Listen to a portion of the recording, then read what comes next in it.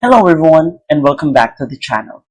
For today's video, I am going to teach you on how you can join a Zoho Remote Session in Zoho Assist. So, without further ado, let's begin. First, open your web browser and go to zoho.com/assist/join and you should see this on your screen. Now, to do this correctly, you only need two infos. First is a session ID which will be provided to you on the computer that you need to access.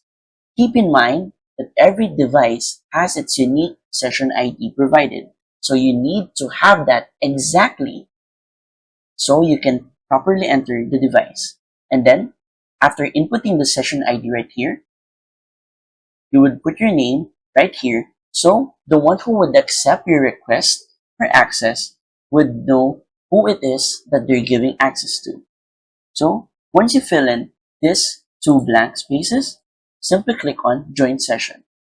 After clicking that, a request will pop up on the screen of the computer or the user on which you requested a permission to support.